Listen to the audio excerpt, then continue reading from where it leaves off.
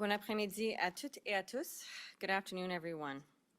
The third wave of the COVID-19 pandemic has been battering much of North America for the past 2 months, and in the last week, its strongest currents have struck our nearest neighbor.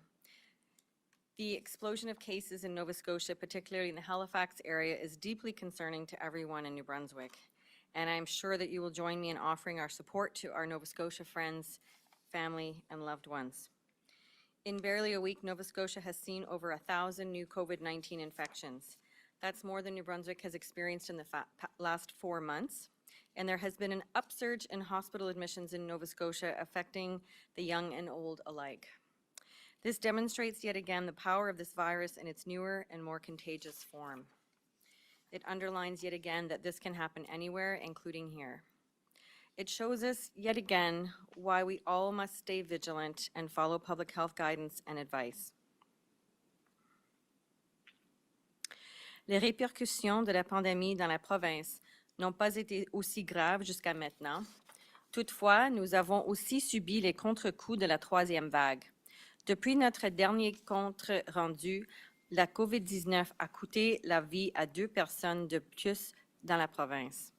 Il s'agit du 37e et du 38e décès enregistrés au Nouveau-Brunswick depuis le début de la pandémie. Mais on ne parle pas juste des chiffres ici. Ces personnes avaient une famille et des proches qui se préoccupaient d'elles, qui sont maintenant endeuillés par cette perte. J'offre mes sincères condoléances aux familles de ces résidents du Nouveau-Brunswick. Je suis sûre que l'ensemble de la population du Nouveau-Brunswick partage votre deuil aujourd'hui. Un secteur de la zone 4, soit la ville d'Edmundston et la région de Umbadawaska, Saint-Léonard, Grand Sault, Drummond, New Denmark et Four Falls demeurent dans la phase orange. Une réévaluation de la phase de couleur pour ce secteur de la zone 4 aura lieu la semaine prochaine. Our best hope in preventing severe illness, hospitalization, and death due to COVID-19 is to get vaccines into the arms of as many New Brunswickers as possible, as quickly as possible. And today, we will reach 250,000 New Brunswickers who have received at least 1 dose of a COVID-19 vaccine. This is a tremendous achievement, but we must and can do more. And now we are going to accelerate our efforts even further. Dès aujourd'hui, toutes les personnes âgées de 50 ans et plus dans la province auront le droit de recevoir un vaccin. Vous pouvez prendre rendez-vous auprès de votre pharmacie ou d'une clinique offerte par nos régies régionales de la santé. So, effective today, all New Brunswickers 50 years of age and older will be eligible to receive a vaccine. You can make your appointment with your local pharmacist or through a clinic offered by our regional health authorities, and I am told there are lots of spots, so please call as soon as you can. We are also making the vaccine available to young people who may be more vulnerable to its effects. Anyone over the age of 16 with at least 2 chronic conditions can now receive a vaccine. More details on eligibility are available on the government's website. If you are now eligible, I urge you to make an appointment today and don't wait. By taking the vaccine, you will be helping to save lives, prevent illness, and protect our healthcare system. Aujourd'hui, Santé publique confirme qu'il y a 4 nouveaux cas de COVID-19 au Nouveau-Brunswick. Tous les cas déclarés aujourd'hui sont directement liés à des voyages et tous sont en isolement. Il y a un nouveau cas dans la zone 1, soit la région de Moncton et du sud-est du Nouveau-Brunswick.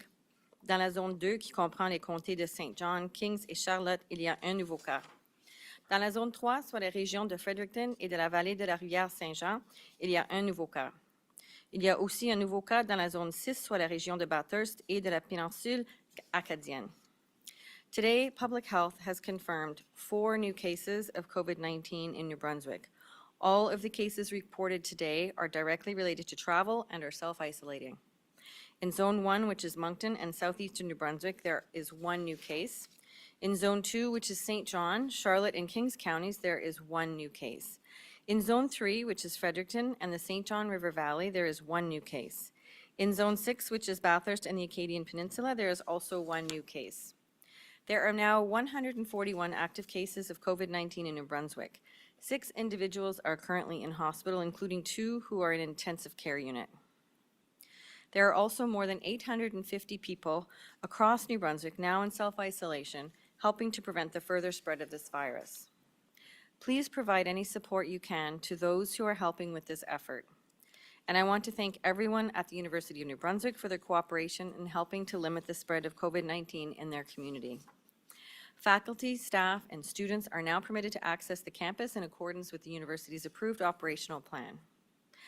Public health is continuing to monitor 2 residents to ensure this outbreak is contained. Residents and staff of McGee House were tested this past Sunday. Another round of testing for residents and staff is slated for tomorrow. To date, there have been 13 confirmed cases in this outbreak. For those who have tested negative so far, we expect their isolation period will end on Saturday, May the 8th. Residents and staff of Elizabeth Parr-Johnston residents were retested on Monday and are awaiting further results. To date, all results from this residence have been negative. If no new cases emerge from these latest tests, the isolation order would be lifted sometime tomorrow. Je suis tellement content de l'enthousiasme démontré par les gens du Nouveau-Brunswick face à notre campagne de vaccination.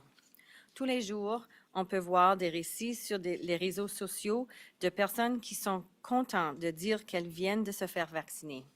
Si vous avez reçu votre première dose et vous demandez quand vous allez recevoir la deuxième, je vous demande de vous continuer d'être patient. Ce que nous voulons, c'est qu'au moins tous les adultes dans la province reçoivent au moins une dose, ce qui devrait se faire d'ici la fin juin. Il y aura une annonce publique quand les cliniques pour l'administration de la deuxième dose commenceront. Et je peux vous assurer que personne n'attendrait plus d'intervalle de maximal de 16 semaines entre les doses. My hope is that everyone will seek a vaccine when they become eligible, and I urge you to take whatever vaccine is offered. The more people we protect with a vaccine, the better positioned we will be to prevent serious illness, hospitalization, and death from COVID-19. This third wave continues to challenge us. It comes at a time when COVID fatigue is running high and patience with public health measures is running thin. And I do understand the frustration and impatience that so many people are experiencing right now. And really and truly, the variants mean that we need to stay vigilant and we need to continue to vaccinate while we really reach that level of population protection that we're looking for. So I urge you to remain hopeful, and it is hope that's going to get us through this. We must all look deep within ourselves and find that hope that we need. And remember, it is a powerful force. And today being the 4th of May, may the 4th be with you. Thank you very much.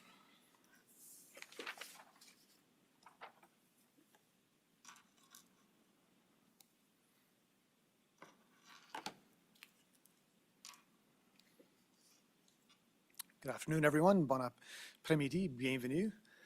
And so today's a great day for Gen Xers as we get to start getting access to vaccines for a new generation of New Brunswickers, and the measures that Dr. Russell have announced, opening up shots for younger folks, for people of all ages above 16 who've got 2 chronic conditions or more. This is fantastic news. So in addition to that good news, really pleased to share that yesterday, with the exception of a very few close contacts, the vast majority of students and staff at George Street Middle School in Zone 3 returned to in-person learning. The situation has been very stressful for the students, for the staff, and for their families, and for the broader Fredericton community, especially because that school community has been self-isolating now for a complete week. So I want to thank everyone for their patience and their understanding.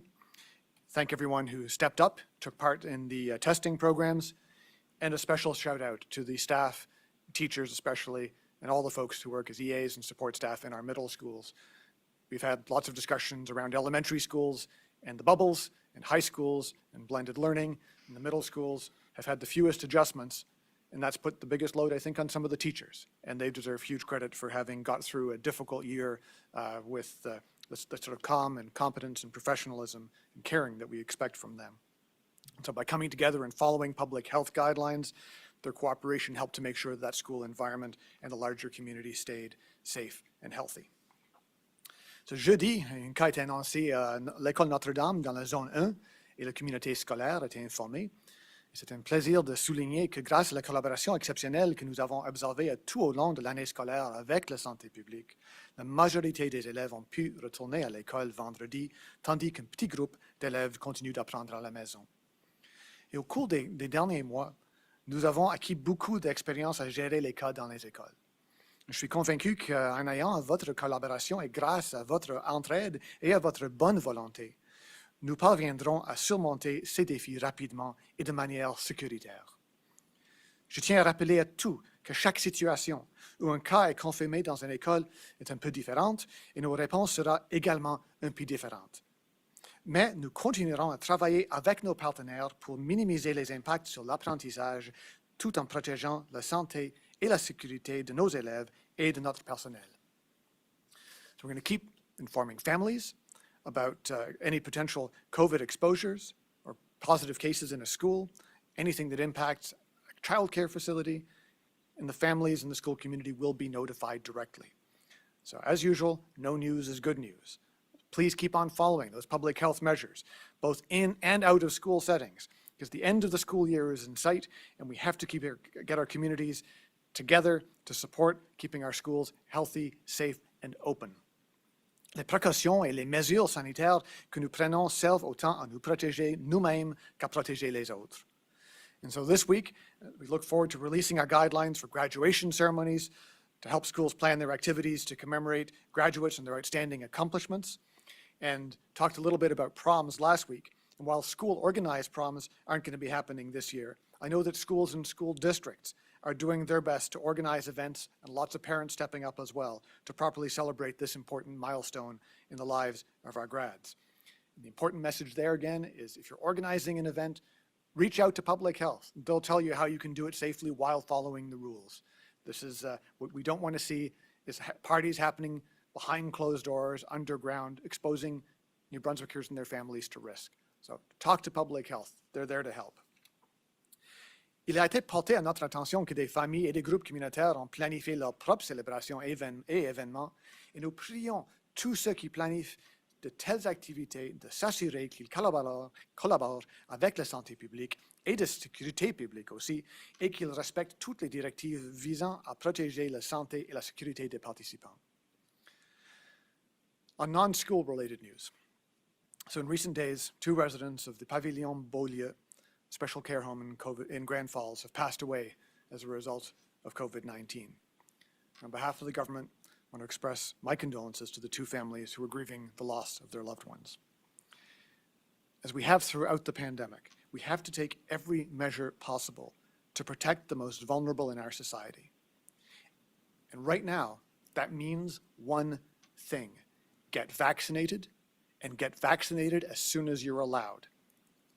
It's crucial that our long-term care workers, who are part of the first group eligible for the vaccine, recognizing both their sacrifice, their service, and their critical role in protecting our most vulnerable citizens, get vaccinated. I want to call on any long-term care workers who have not yet received their vaccine to consider the lives of the people you care for each and every day. Not abstract Facebook pages filled with conspiracies and foolishness, but real life people, people who care for you because they can't care for themselves. This vaccine, these vaccines that are now available to New Brunswickers represent a miracle of modern science that a year and a half ago, people sitting around tables like New Brunswick's cabinet, talking to folks like Dr. Russell, we had estimates of 3, 4, 5 years before a single vaccine was developed. And now we have a portfolio of vaccines available to New Brunswickers for free today that will put an end to this misery of the last year and a bit now as we've endured isolation, lockdowns, economic damage, devastation to families, unnecessary deaths. We can stop this. We can stop this with the vaccines that our society has produced for us to use. So please take advantage. Book an appointment today if you haven't done so. Because of course, everyone cares about the most vulnerable, but for those folks working in those special care homes, this is the best thing you can do to protect those people who depend on you every day. Because as Dr. Russell announced, beyond special care home workers, beyond the targeted groups that have been singled out for treatment, special treatment because we needed to get them vaccinated first, now, today, every New Brunswicker 50 years and older can get access to a vaccine. As I said, finally, Gen X, our moment has come. Get out there, let's show what we can do as the baby bus generation and get our vaccines as quickly as we can. People who are 16 years and older with 2 chronic conditions are now eligible to get vaccinated.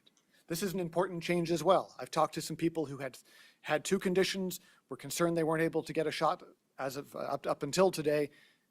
Share the news with your friends, your family, the people you talk to. People might not have seen this briefing. They might not read the news. Make sure they get this good news, that vaccines are now available.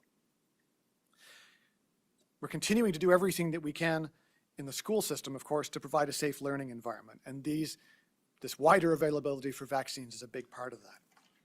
But we have to continue with the rise of variants of concern around the world, here in the Maritimes, to be vigilant and to do what we can to protect those who are at risk from COVID-19. Et c'est également la raison pour laquelle nous avons récemment mis en place des solides mesures pour protéger nos frontières. Nous restons déterminés à faire en sorte que les personnes qui reviennent après avoir voyagé pour des raisons non essentielles ou pour le plaisir, ainsi que les personnes qui déménagent au Nouveau-Brunswick et les voyageurs d'affaires soient mises en quarantaine en toute sécurité. Toute personne qui revient dans la province doit effectuer une période d'auto-isolement de 14 jours, à l'exception des travailleurs en rotation, les camionneurs et les navetteurs qui traversent quotidiennement la frontière, qui ont des exigences différentes en matière d'isolement. We have identified hotels across the province where returning travelers can complete at least 7 days of their 14-day isolation while awaiting the result of their first COVID-19 test, which must be taken on day 5. But in some individual circumstances, we know that returning travelers may require an alternative to a specific hotel as a designated facility, such as a standalone residence. Et la décision de savoir si des aménagements de recharge sont nécessaires sera prise en cas par cas. Nous continuerons de veiller à ce que tout site utilisé pour une période d'auto-isolement réponde aux exigences visant à protéger les Néo-Brunswickois. Toute personne séjournant dans un lieu d'isolement de recharge sera soumise à des contrôles de conformité renforcés pendant sa période de quarantaine. Anyone found to be non-compliant will be directed to a designated isolation hotel at their own expense and will face fines. I want to take this moment just to recognize the huge efforts taken by the facilities who have volunteered to partner with the Red Cross to deliver this program to help keep the residents of this province safe. You can imagine you're running a for-profit business in a hotel, and you're now identified as being a COVID hotel. Not necessarily what you're doing for your bottom line. But I want to take this moment to recognize those hotels, the people who work in them. They've had to increase their staff numbers significantly, in some cases calling back employees who were on leave. They brought in teams to answer phones. They've had to order personal protective equipment, prepped and cleaned rooms, brought in huge amounts of additional food for meal plans, and of course, most importantly, developed detailed operational plans to keep other guests and their staff separate and safe. So rather than looking at those hotels and wondering why anyone would sign up for such a thing, please, when you've got friends coming to New Brunswick, when we open, when we complete our voyage through this pandemic, suggest those hotels is a good place to start. They stood up for New Brunswick when New Brunswick needed them. Their employees, their managers, the owners have gone to tremendous lengths to ensure people can isolate away from others, and we owe them that debt of gratitude. So I know, as Dr. Russell said, everyone is tired, but we have got to keep taking care of one another. Please continue to wear your mask, continue to wash your hands, keep your distance, and if you're sick, stay at home and get tested. And as soon as you're able to, take advantage of the incredible opportunity that we're being offered and take your shot. We have spent the last year and a half talking about how we get to the end of this pandemic, and now we're nearly there. And for the enormous majority, the nearly 100% of New Brunswickers who have stood up consistently, whether standing up meant staying home, whether standing up meant curtailing visits to other parts of the country or around the world to visit loved ones in moment of need, whether it was celebrations of births or marriages or sad moments of saying goodbye to a loved one. New Brunswickers gave up those opportunities. Our grads gave up their ceremonies. Everyone has sacrificed. And when I get emails and I see pictures of people claiming that somehow their fundamental rights as Canadians are being violated right now because they can't attend an anti-mask or anti-vaccine protest, then at some point, I have to ask whether or not in the education system we're doing enough work on our history curriculum. We have a civilization, a country, and a province that puts enormous weight in individual life. And that's as it should be. And we're going to continue to do the right thing because the enormous majority of New Brunswickers want that. And they want to see an end to this pandemic. They want to get rid of their masks. They want to be able to embrace their loved ones again without fear. And we are going to continue to take every measure necessary to make sure that over the course now of the next weeks, not months, that vaccines are offered to every New Brunswicker, that our rates of immunization go up, so that our rates of infection go down, and we push back against the variants and against COVID-19 and put an end to this stage of this pandemic. But we need your help. So for those who question public safety guidelines, who question public health decisions, who undermine faith in our vaccine system, all I can say is please look at the evidence. That we have folks at different levels, as Dr. Russell said, in some cases undermining our decisions about which vaccine to take. If a vaccine is approved by Public Health Canada and approved by Dr. Russell and her team, take that shot. Ignore NACI, ignore anti-maskers, ignore the people undermining faith and science, and do your part for New Brunswick. N'oubliez pas que ces mesures, en suivant ces mesures, vous ne pouvez protéger pas seulement vous-même, mais aussi tous vos amis, votre famille, vos voisins et vos collègues. L'été arrive en grands pas et nous avons tout besoin de nous amuser. Alors, mettons-nous au travail de maintenant et faisons en sorte qu'il soit formidable. So let's get this done, New Brunswick. Thank you very much. Merci.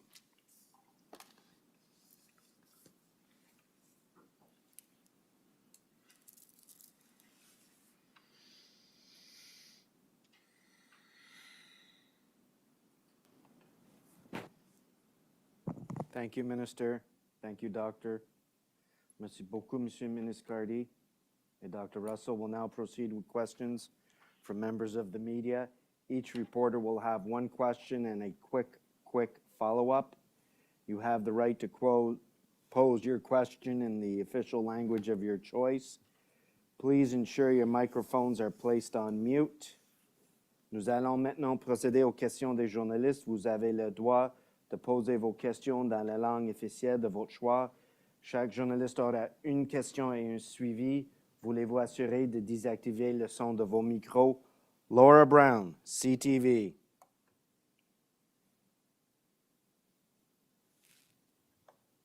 Hi, Dr. Hi, Dr. Russell.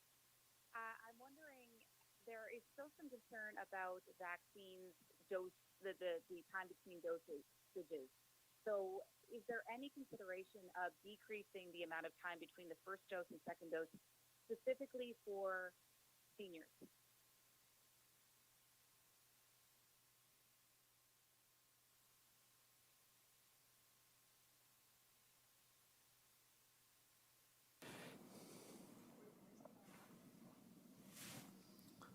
Merci pour votre patience. Please stand by.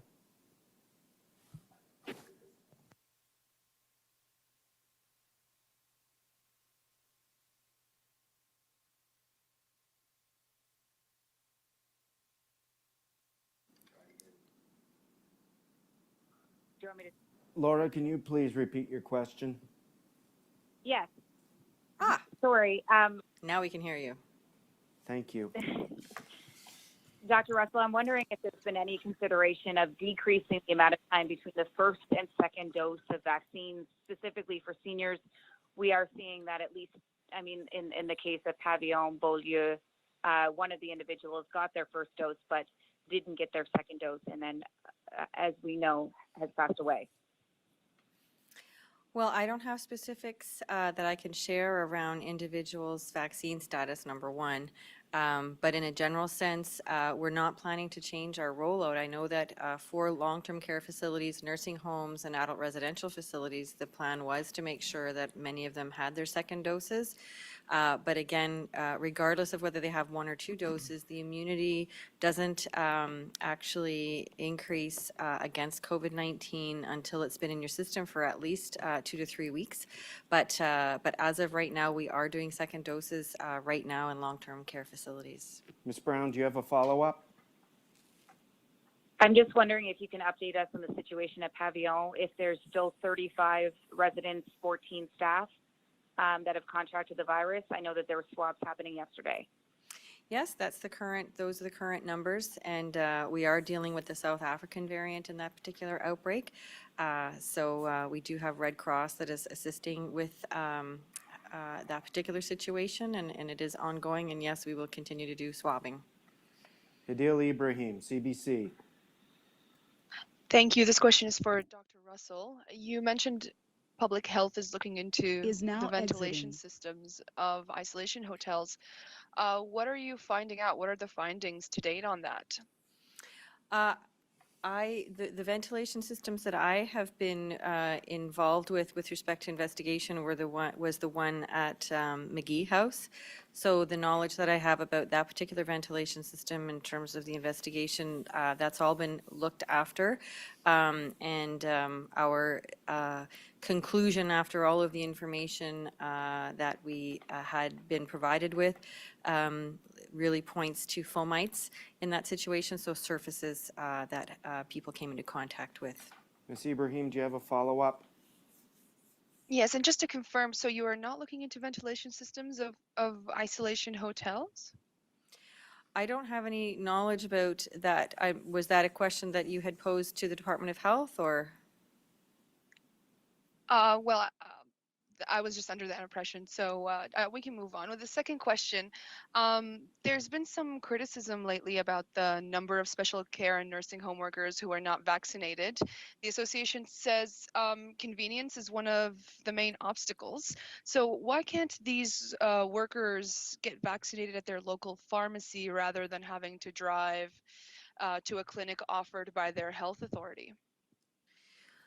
Well, with respect to vaccination, you're talking about healthcare workers who work in adult residential facilities, long-term care facilities, and nursing homes? Yes, that's right. I'm not aware that there are any constraints that they have to do one or the other. I'm assuming that they are eligible to go to whichever is more convenient. Okay, so they can go to pharmacies. I wasn't aware that that wasn't an option. Okay, thank you. Tom Bateman. Hi there, can you hear me? Perfectly. Great. I'm looking for clarity on what exactly would qualify for an exemption for a non-essential or leisure traveler. Dr. Russell, can you explain how that is evaluated and how many have been granted actually? Are you talking about the pre-existing exceptions that we are continuing to allow that have been allowed throughout the pandemic, or you mean the case-by-case situation that Department of Public Safety is in charge of right now? Yeah, the latter with respect to the isolation hotels. Yeah, so that is on a case-by-case basis, and I believe that they would be looking at criteria in terms of safety with respect to nobody else being in the domicile, that those types of things, but it is on a case-by-case situation. And do you know how many there have been? That I don't know. Jacques Poitras, CBC. Oh, Up. You got two in there, Tom. Jacques? am I cut off? Oh, sounds like I am. Okay. Sorry, Tom. Dr. Russell, back on April 23rd, the health staff sent out a graph showing projected vaccination rates by week through to the end of June. It was a bar graph. And the week of May 24th to 30th was highlighted in red, showing 60% vaccinated. What's the significance of that week that's highlighted? Is it a target or a threshold for something to happen? I don't have that particular document in front of me, Jacques, but what I do know right now is that the increased number of doses and the steady delivery of those doses throughout the next 4 weeks is quite substantive. So we're really on track right now to get through each week in the vicinity of 43 to 45,000 doses. So each week we'll be able to continue down the path of announcing different age groups that are eligible to receive vaccines.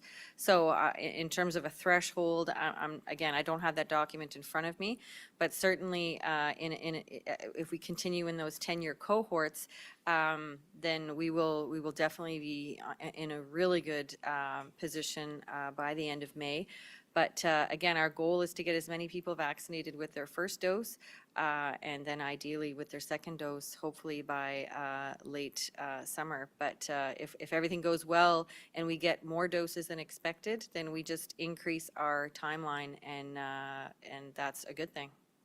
Mr. Poitras, follow-up, please. Yes, on Johnson & Johnson, I mean, acknowledging the delay with the quality control issues, any further progress on deciding how to take advantage of a one-dose vaccine, like what group you might aim that for, and is that delay at all affecting the rollout plan?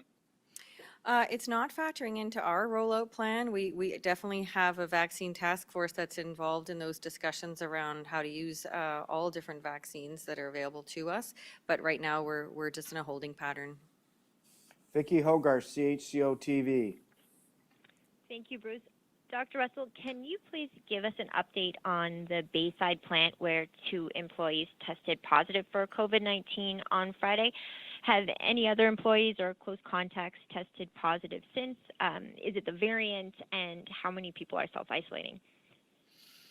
Hi, Vicki. Well, I was on call on the weekend, so I was involved in the situation for the most part over the course of the weekend. But since then, again, my knowledge of that situation was that there had been 2 people that tested positive.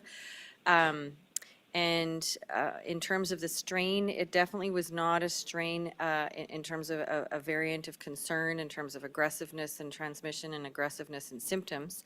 But we are continuing to test people in the St. Stephen area because the way that these cases popped up, they hadn't. Again, we just want to make sure that we're not missing cases in that community, so we're increasing the testing capacity in St. Stephen right now. Ms. Hogarth, do you have a follow-up? Just a quick follow-up. Is there any idea yet of the source of those 2 cases? How they got to that facility? Yes. Well, no, we don't actually know. Thank you. Jean-Philippe Hughes, Radio-Canada. M'entendez-vous? Toujours.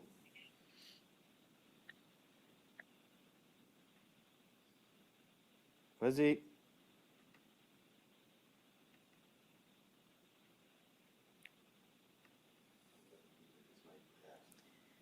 Monsieur Hughes, peux-tu démuter ton micro? Disais.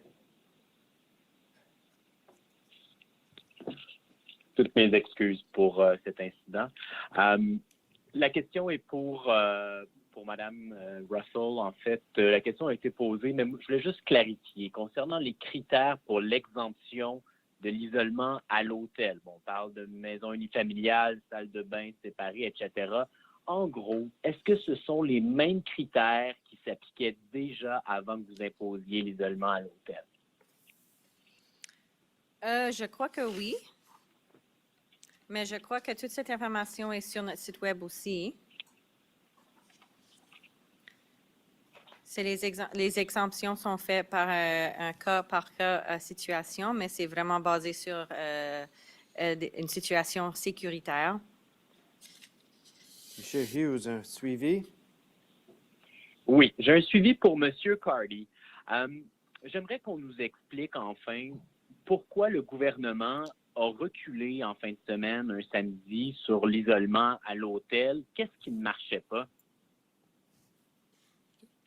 Ce n'est pas question de quelque chose qui ne marche pas. C'est comme toujours avec COVID, c'est toujours la nécessité de créer de mettre les plans en place basés sur la situation qui est en train d'évoluer.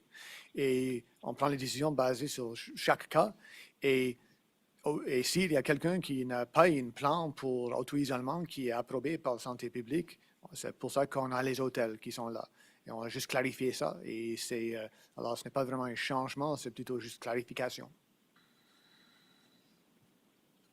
Monsieur Hughes? Merci. Adam Harris, Brunswick News. Thanks, Bruce. To Minister Cardy, earlier you lumped NACI into the same sentence as anti-maskers. I just wanted you to reiterate if that's a smart thing to do, and can you elaborate on your thinking there? Very glad to. There's some interesting headlines around the world the last number of months as different governments have, in some cases, and I'd say nearly all cases, accidentally undermined confidence in science and medicine. And I have not seen anything based on all of the scientists and doctors who I've spoken with that support some of the concerns that have been raised by NACI recently. And I think they have, I would refer to the Prime Minister's comments today where he said people should get the first shot they are offered. And given that NACI did not say that, I side with the Prime Minister, I side with the Premier, I side with Dr. Russell.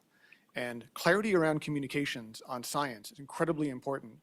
And the difficulty we've had over the last year and a half is that too often governments have contributed to confusing the issue. And I'm really proud that the government here in New Brunswick, and one of the reasons we have one of the best rates of success against this pandemic is because we've used evidence and science to make our decisions. It hasn't been perfect, but the deviations from that central principle have been small and occasional. And in other places, they've been large and dangerous. And anyone who starts to undermine the credibility of the vaccine regime should be held accountable for that. Mr. Harris, follow-up? Yes, please. For Dr. Russell, I'd like your comments on NACI's words yesterday and if they should be held accountable for them. Should NACI be held accountable for their words? Just picking up on what Dominic Cardy said, that further to that, your comments on NACI's words and whether they muddle the water of your message. Well, I think what I can say is that transparency and public confidence are very important. Providing people with up-to-date information is very important, and certainly here in New Brunswick, with our amazing communications team, we've been able to really navigate through a lot of the technical information, do great knowledge translation, and continue to provide the public with the information they need to know to take the steps they need to protect themselves against the risks of COVID-19. And I'll just leave it at that.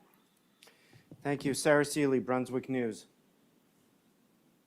Oh, before we go on, though, I do need to correct the information that I gave earlier around healthcare workers in long-term care facilities and nursing homes, et cetera, being able to get their vaccine at a pharmacy. I did just receive information from my staff that that is not currently the process, but we are going to look at modifying that for the future. Sarah Seeley, Brunswick News.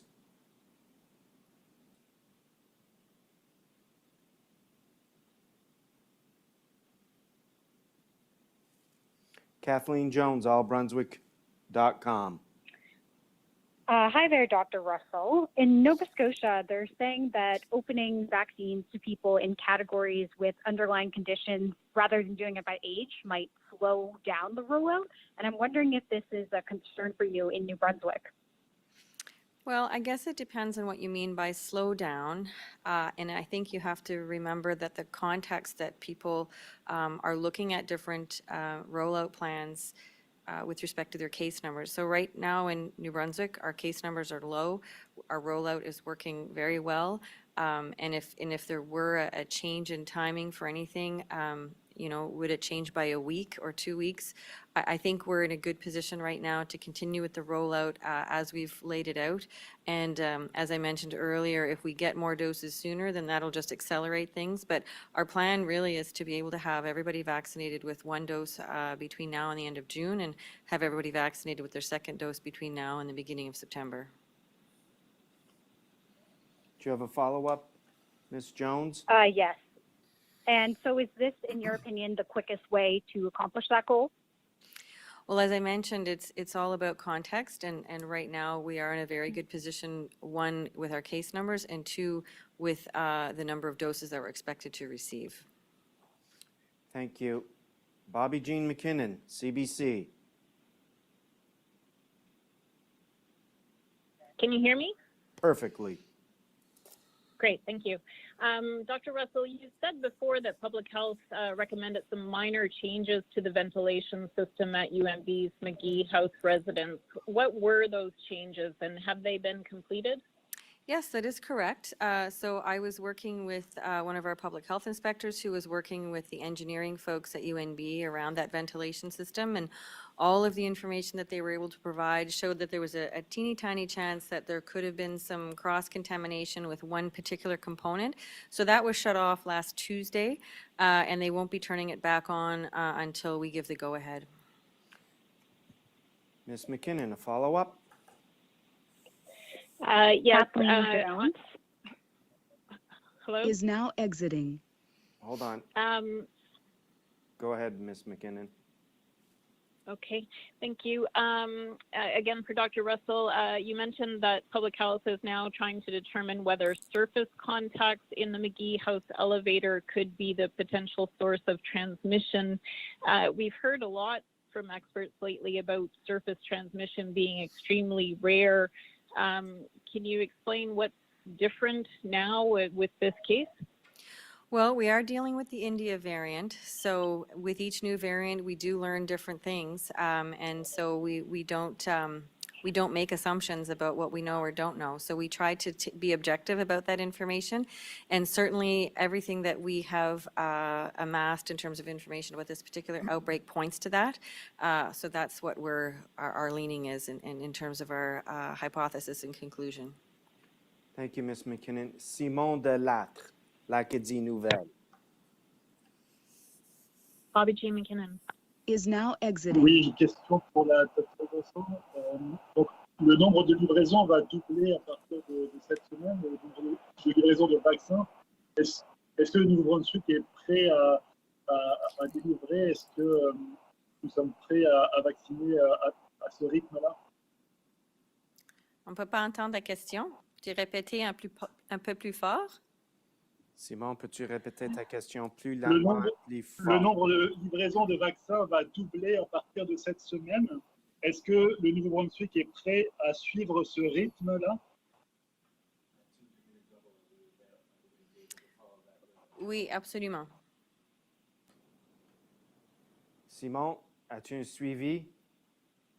Oui, à partir de quel pourcentage de la population vaccinée peut-on espérer des levées de restrictions?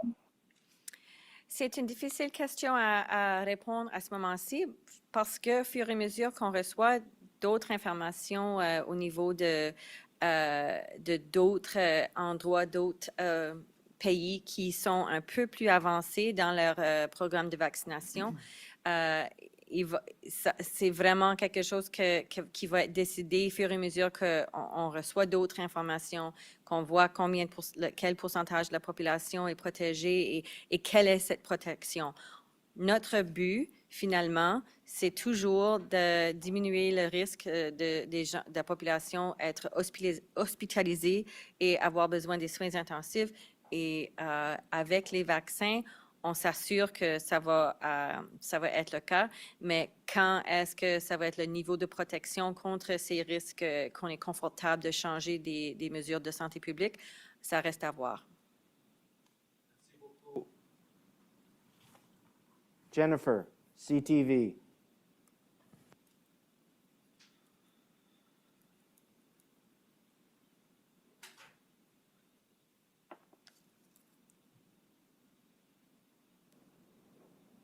Erica Butler, CHMA.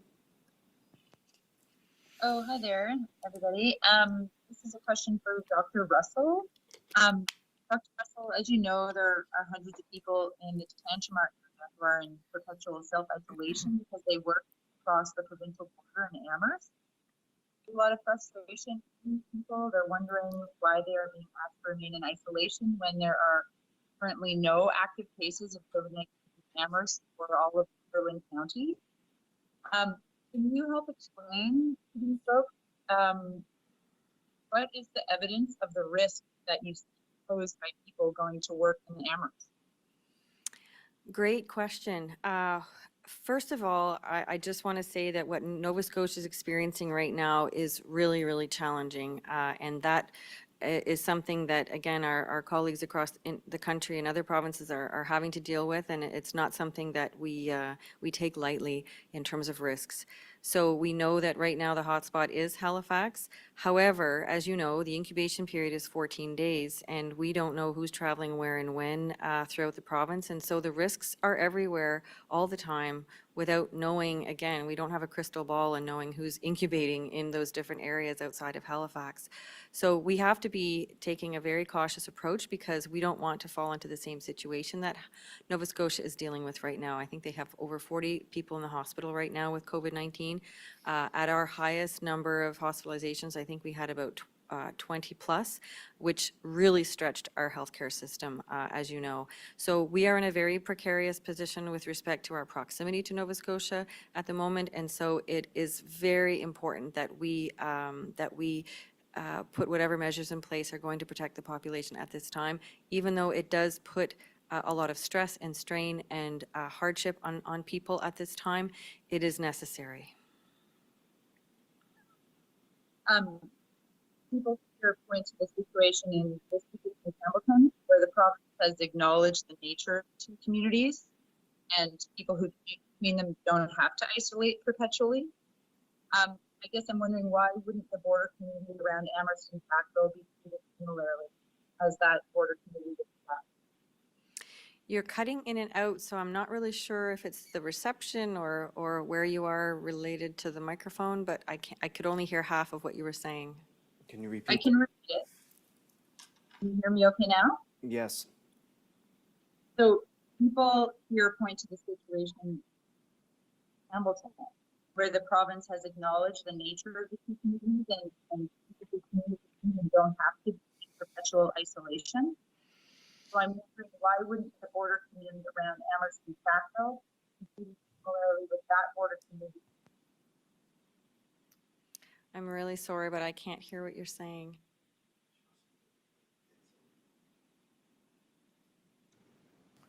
Erica. Do you want me to repeat the question as I heard it? I think I could make it out.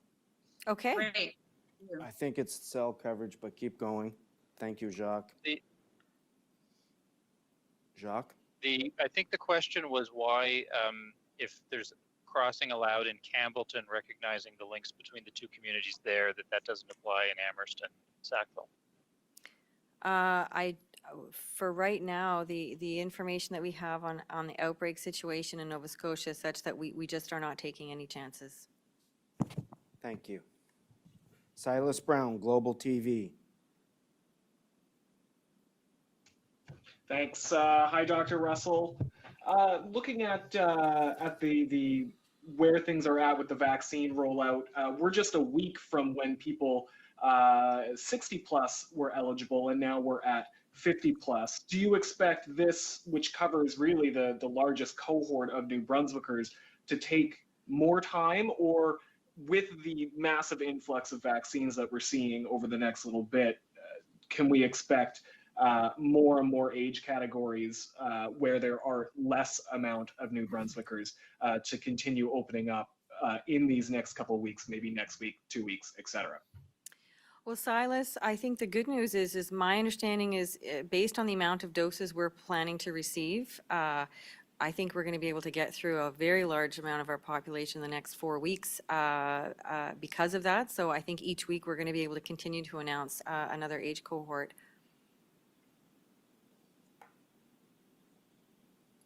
But you are correct, that is our largest cohort, so people do need to be patient while they're booking their appointments. Thank you. Mr. Brown, do you have a follow-up? Yeah, just quickly, I guess for all of us younger folks out there who are anxiously awaiting our shot, when can we expect to really see the doors thrown open and to have, everybody over the age of 16 become eligible for a shot? Well, again, I feel like over the course of the next 4 weeks, we're just going to be able to continue to go down by age cohort of 10 years. And again, fingers crossed, if everything goes well, by the end of May, early June, we should definitely see that population be able to be vaccinated. Thank you, Mr. Brown. I apologize to Tom Bateman. I did cut him off and I was somewhat rude. So, Mr. Bateman, if you'd like to ask your follow-up question. Oh, thanks, Bruce. I'll be brief. Dr. Russell, has anyone involved in the hotel isolation program tested positive for COVID-19? And what happens to someone in that instance? Yes, they have tested positive, and in that situation, they have to continue their complete 14-day self-isolation after that in the hotel. Thank you. Thanks. Mr. Bateman. That concludes today's update. Thank you very much. Voilà la fin de notre mise à jour. Merci beaucoup tout le monde.